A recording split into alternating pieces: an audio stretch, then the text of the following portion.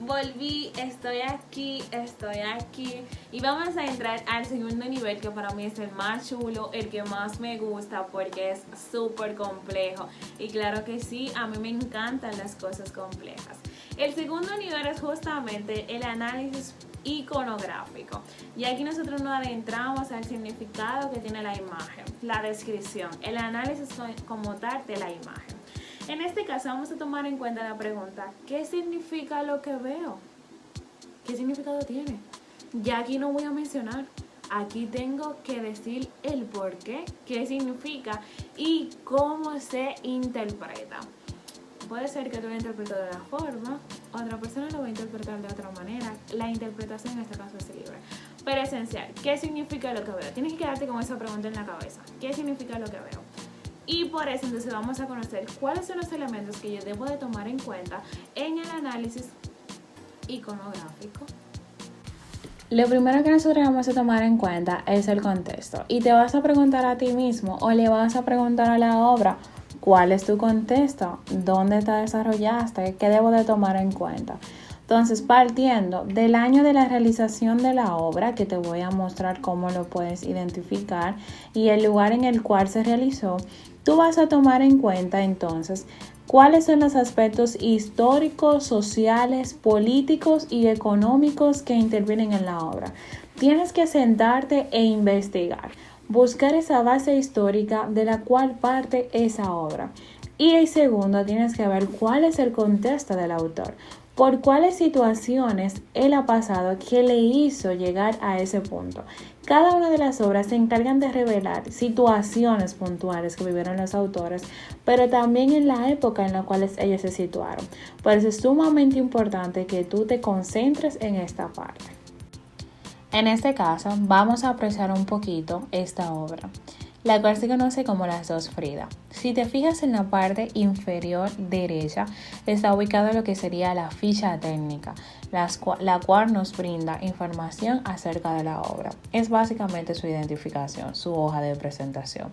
Entonces, siempre va a tener primero el nombre de la obra, luego el autor, después en qué año se realizó, cuál es la medida de la obra original en el museo en el cual está colocada y cuál es la técnica que se ha utilizado, que dependiendo del artista cambia. En este caso, Las Dos Fridas fue realizada en el año 1939. Partiendo de ahí, y si a nivel histórico buscas un poco acerca de la obra, vas a identificar que se hizo en México. Entonces, la primera pregunta, ¿qué estaba ocurriendo en México en el año 1939?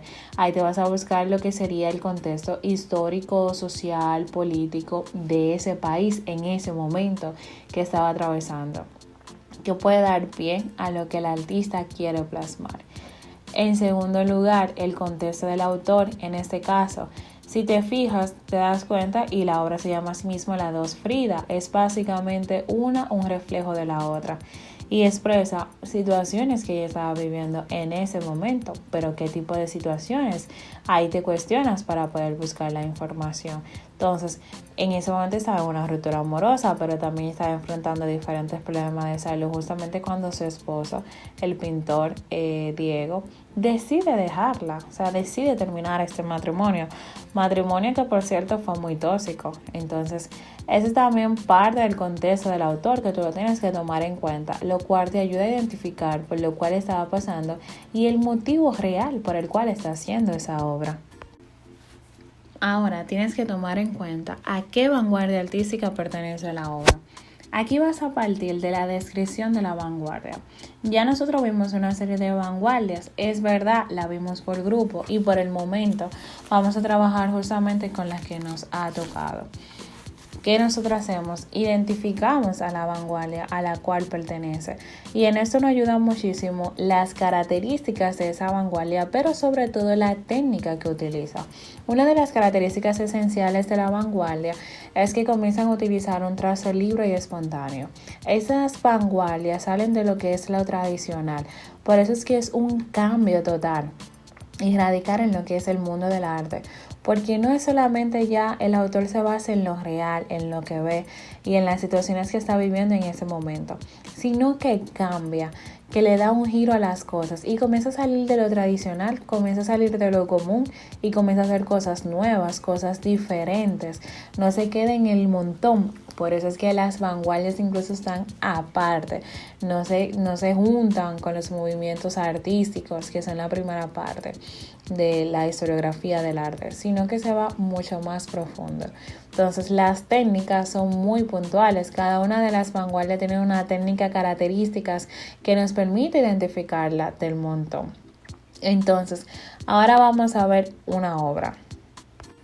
En estos momentos estamos viendo la obra La Noche Estrellada de mi pana full Vincent Van Gogh, la cual fue realizada en el año 1889 en un tamaño de 73.7 por 92.1 centímetros en la técnica óleo sobre lienzo. Si nos quedamos observando los detalles, identificamos la gran cantidad de luz que tiene la obra. También en el trazo libre y espontáneo, el cual está con las pinceladas, podemos ver que son pinceladas, y los elementos como están ubicados y los colores que utiliza, podemos identificar que pertenece a la vanguardia artística del impresionismo, específicamente a la parte del postimpresionismo. Ya te dije una serie de características y también te mencioné a la vanguardia a la cual pertenece. De la misma manera, cuando nosotros estamos realizando el análisis pictóricos, identificamos a qué vanguardia ponemos, cuáles son las características por las cuales nosotros decimos que pertenece a esa vanguardia. Lo siguiente que te debes cuestionar en el análisis iconográfico es cuáles son los elementos de la composición artística aplicados en la pintura que tú estás analizando. ¿Y cuáles son esos elementos que de la composición artística? Pues podemos mencionar justamente la composición artística como tal, las líneas y los puntos, las formas, los colores, la luz y la textura. Hablamos de puntos y líneas. Si tomamos en cuenta el punto, es la unidad mínima que nosotros utilizamos a nivel artístico, y las líneas podemos decir que es la sucesión de puntos. En este caso, a nivel artístico, cada uno de sus elementos tiene un significado. Específicamente las líneas podemos encontrar diferentes tipos. Tenemos desde las verticales, horizontales, oblicuas, en diagonal hasta las curvas. Esas pueden tener diferentes variaciones. Lo más importante es que cada uno de estos tipos tienen características esenciales que nos permiten aún mejor descubrir y describir cuáles son esas características con las cuales cuenta la obra partiendo de esos elementos. Por ejemplo, las líneas verticales pueden transmitirnos lo que es la fuerza, transmite orden, equilibrio, movimiento y elegancia, mientras que las obras horizontales tienen otras características tales como que dan calma, transmite reposo, tranquilidad y estabilidad.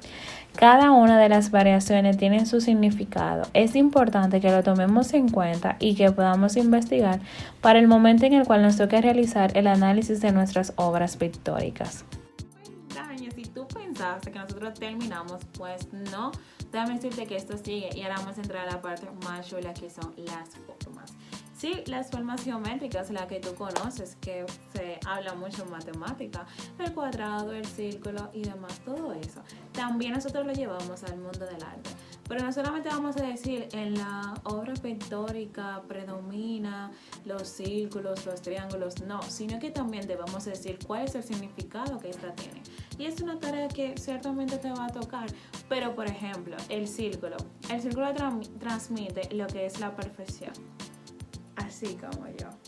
Puede también el movimiento, la adaptabilidad y otra serie de características que también te debes de tomar en cuenta. El triángulo, por ejemplo, es crecimiento, adaptabilidad, vitalidad, y cada una de esas figuras geométricas tiene un significado, que esto nos ayuda muchísimo a interpretar el mensaje que el autor nos quiere brindar en la obra pictórica que ha plasmado.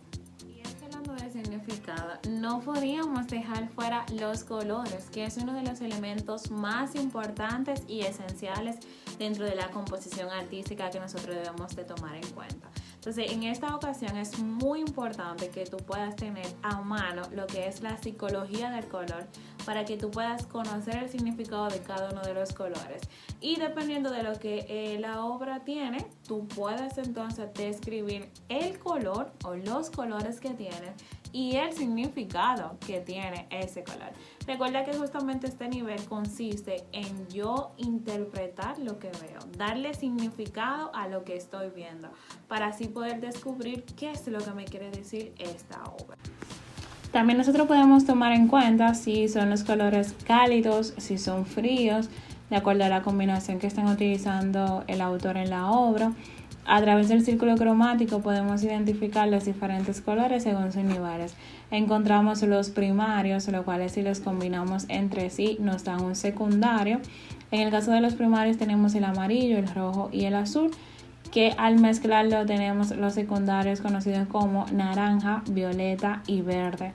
Pero también si mezclamos un primario con un secundario podemos obtener un color terciario, que son los que nosotros conocemos como el naranja amarillento, el violeta azulado, el verde amarillento, entre otras combinaciones que son un poquito extrañas para nosotros, pero que son válidas las combinaciones de estos colores. Es esencial que lo tomes en cuenta para cuando llegue el momento de hacer el análisis. Entonces también de la luz y sombra. Aquí vamos a tomar en cuenta si, por ejemplo, la luz es natural, si es artificial.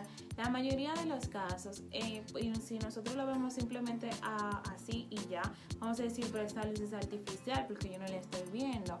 Porque la luz artificial es justamente la que proviene de elementos a través de la electricidad, y la natural es la que se da en los espacios abiertos. Entonces, hay obras que te vas a encontrar que son desarrolladas en un parque, por ejemplo, y tiene una luz natural, pero tal vez te vas a encontrar otra que fue desarrollada en una habitación, en una sala, en una iglesia, en el interior de una iglesia. Entonces tú tienes que decir si la luz es artificial. Aquí también tomamos en cuenta la dirección de la cual proviene la luz, para que nosotros también podamos identificar lo que serían las sombras que se producen. En las vanguardias artísticas es muy característico el empleo de los colores, porque aquí es donde vienen los colores, el cambio de las técnicas y también lo que nosotros conocemos como la luz. Aquí predomina muchísimo la luz y es una de las características principales, sobre todo en las primeras vanguardias artísticas como fue el impresionismo, el expresionismo.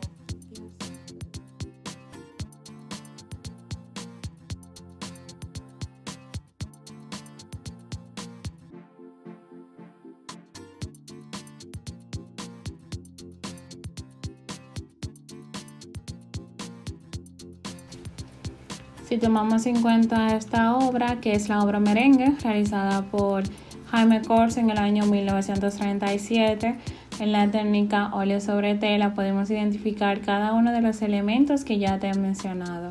Si te quedas mirando, puedes identificar la textura, cuáles son los colores que predominan, cuáles son las líneas, cuáles son las formas geométricas, y así básicamente comenzamos este proceso de apreciación a nivel artístico que nos ayudará a hacer nuestro análisis. Señores, y de esta manera, así todo triunfante y fabulosa, terminamos el segundo nivel. Así que ahora